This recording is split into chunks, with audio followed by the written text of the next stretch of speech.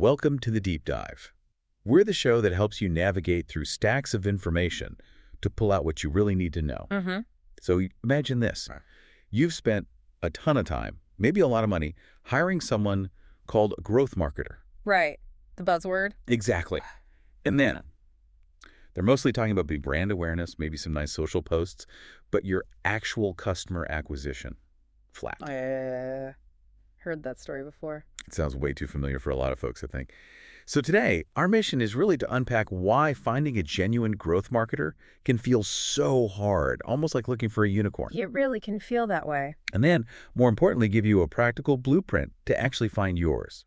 We're diving into this often confusing world of growth marketing and how you get the right people on your team. And what's great is we're drawing heavily from this really practical guide, MIA #02. It tackles that exact frustration head on. It's packed with insights from people who are actually doing marketing and growth day in, day out. And it focuses specifically on finding these growth generalists and channel specialists, the people who actually move the needle on performance. Yeah, and I liked how the guide kicks off by just acknowledging how messy this whole area is. Yeah. It even gives, like, 5 categories of people you might bump into. Right, the 5 types. It's a useful lens. Totally. You've got your accidental growth hackers. Maybe they just stumbled into some tactics that work. Lucky break, almost. Then the misidentified marketers doing traditional marketing, but using the growth label. Very common. Branding folks often get put in this box. Then there are unaware growth marketers who are actually doing growth work but don't even label it that way. Maybe they're in product or analytics. Hidden gems, potentially. Exactly. And then the original growth marketers, the OGs who really get the principles, and finally the uninitiated who are just completely new to all of it. Yeah, no clue what growth even means. What I find really helpful there is how that list immediately gives you a way to think about why someone you hired might not be working out, or maybe where you have potential you haven't seen. It helps diagnose the situation, for sure. Because today, we want to clarify all this and really get practical about navigating that hiring maze. Okay. So here's where it gets, well, let's be honest, pretty tough for a lot of companies. The source says hiring a real growth marketer isn't just hard. There are like 3 big systemic reasons it's so difficult. Yeah, it's not just bad luck. There are patterns. And it really raises the question, doesn't it?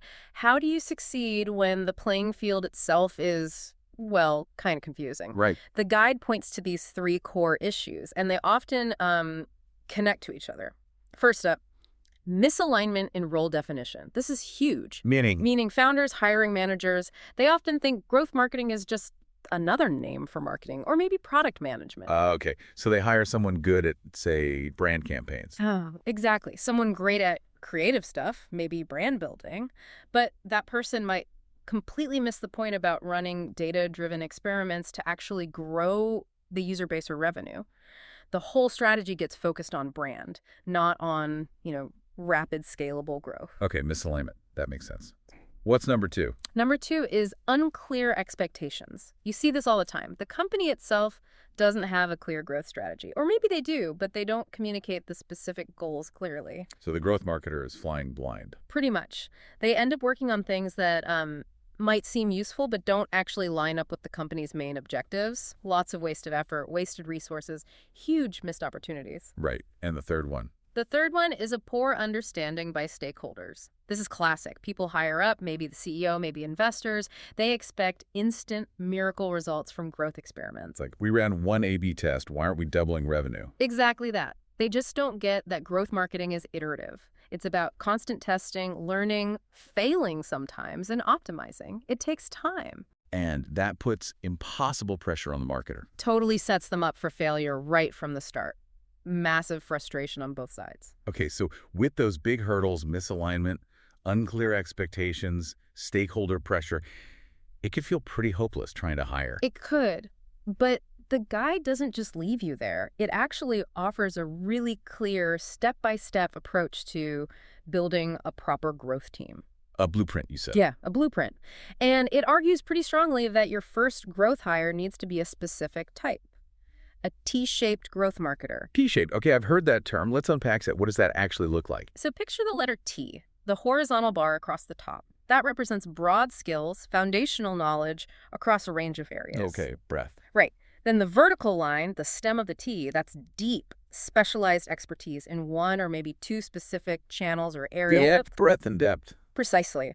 And the guide even mentions, sometimes it's not a perfect T. It might look more like an M or that Greek letter pi with like two vertical stems. Meaning deep expertise in a couple of areas. Yeah, which is even better if you can find it. But the core idea is that mix of broad understanding and deep skill. All right, let's break down the T then. What's in that top horizontal bar?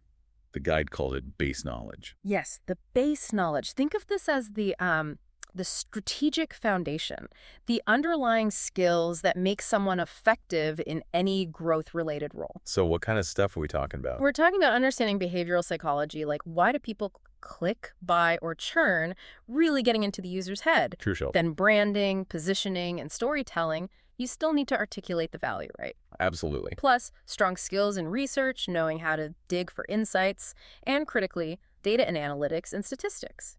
You have to be comfortable with numbers. Non-negotiable for growth, I'd imagine. Totally. The guide even includes a basic grasp of programming concepts, maybe not coding full apps, but understanding possibilities in product design and UX principles, because growth is so tied to the product itself. Wow, okay, that's a pretty broad base. It's not just marketing skills. Not at all. It's wider than that. And then building on top of that base is the next layer the guide calls the marketing foundation. Okay, so still part of the horizontal bar, or? Still generally broad, yeah, but more focused on core marketing mechanics. This is what lets them actually operate across different marketing functions. It gives them versatility. Got it. So what's in this layer? Here you need solid copywriting. Got to write compelling messages, understanding funnel marketing, the whole journey, thinking about the overall customer experience, being able to develop a coherent strategy. Makes sense. The practical marketing stuff. Right. And really important here, skills in conversion rate optimization, CRO, and A/B testing. That's the experimentation engine. Plus, fluency in statistics and Excel for analysis, and even some basic tech skills like HTML and CSS, maybe Photoshop and wireframing, just to be able to execute quickly sometimes. Well, they can actually do things, not just strategize. Exactly. They can get their hands dirty. Okay, so that covers the broad base of marketing foundation, the top of the T. Now, what about that vertical stem? Channel expertise. Right. This is the deep dive. This is where they go from being broadly knowledgeable to being a real expert in one, maybe two, specific acquisition channels. The go-to person. Okay, examples. Could be deep expertise in product marketing, really owning the go-to-market. Or content marketing, building an audience. Maybe email marketing and automation.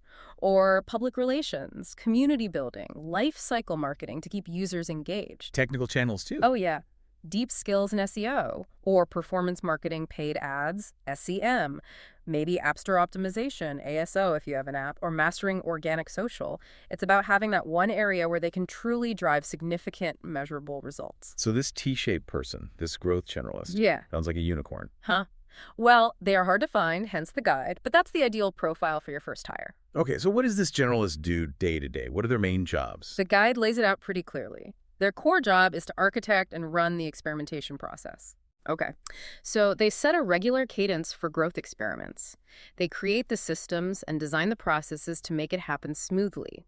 They propose growth experiments based on data and insights, and they help define growth priorities. So they're managing the whole experimentation loop. Exactly. And they often build the experiments themselves, or at least oversee implementation. Critically, they need to productize the learnings, figure out how to scale what works. What else? They also oversee funnel optimization, looking for bottlenecks, places where users drop off, and figuring out how to fix them. And a really key long-term role. They ensure acquisition channel experts are delivering performance. Once you hire specialists, the generalist holds them accountable. Got it. So if I'm writing a job description for this person, what kind of titles are common? You'll often see things like growth marketing manager, maybe growth product manager if it leans more towards product integration, or sometimes still the classic growth hacker. Okay, that helps clarify that first crucial hire, the T-shaped generalist. A foundation. But the guide doesn't stop there, right? It talks about scaling up. So once you have that generalist, what's next? Then the guide suggests it's time to bring in the growth specialists. Okay, so these are the deep experts in the vertical stems we talked about. Exactly. While the generalist manages the overall strategy and process, the specialists are the ones who really own and optimize a specific channel to its absolute maximum potential. They go deep. Super deep. They roll up their sleeves and just make that one channel sing, find every little edge, every optimization. And what kind of job titles would these specialists have? This is where you see titles like paid ad specialist, lifecycle marketing manager, product marketing manager, if that's their specialty, performance marketing manager, SEO specialist, content marketing manager, social media manager, or maybe a community manager. So they focus entirely on making their specific channel work as well as possible. Right. And this frees up your generalist to focus on the bigger picture, the overall growth strategy, cross-channel insights, and managing that whole experimentation engine. Okay, so generalists first, then specialists. Makes logical sense. Is that the whole team? Almost. There's one more crucial piece the guide really emphasizes. It's not just about hiring marketers. Ah, right. You mentioned growth being tied to product and data. Exactly. The guide stresses you need a truly cross-functional approach.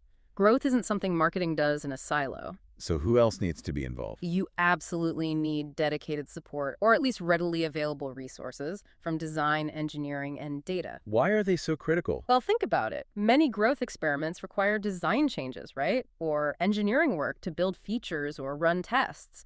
And you definitely need data analysts to help measure results properly and find insights. So the growth marketers can't do it all alone. No way. They'll hit a wall very quickly without that support. A real growth team, as the guide defines it, pulls in skills from product, engineering, marketing, maybe even sales, and definitely data. It has to be collaborative. That paints a much clearer picture. It's not just one hire. It's building an ecosystem. Precisely. A growth engine, not just a growth marketer. Okay, so let's recap then. You've just gotten a deep dive into really navigating this tricky world of growth marketing hiring. Huh? We've looked at, understanding the different types of growth people out there, why hiring is often so challenging, those issues of misalignment, unclear expectations, stakeholder misunderstanding. The big three pitfalls. Right. And then we got the blueprint. Start with that strategic T-shaped growth generalist. Your foundation. Then layer in the deep channel specialists to scale specific acquisition methods. Get that focused expertise. And crucially, make sure the whole effort is supported by a cross-functional team design, engineering, data. Can't succeed without them. It really shifts the perspective from finding one magic person to building a capable system. Absolutely. And this whole approach, understanding the roles, building the team piece by piece, it just underscores that growth isn't, one silver bullet or some secret hack. Where it's a process. It's a continuous process. Learning, testing, adapting. It kind of makes you wonder, doesn't it, how many companies are just spinning their wheels because maybe they have the right person, but they're stuck in the wrong growth box, or they don't have the support they need. Yeah, that confusion the guide highlighted at the start. Exactly. This approach just cuts through a lot of that noise. So, thinking about this structured way to build the team, maybe the question for you listening is, now that you have a better idea of how to build the engine, what specific growth experiment is your priority to run next? What's the first test for your newly structured team to tackle?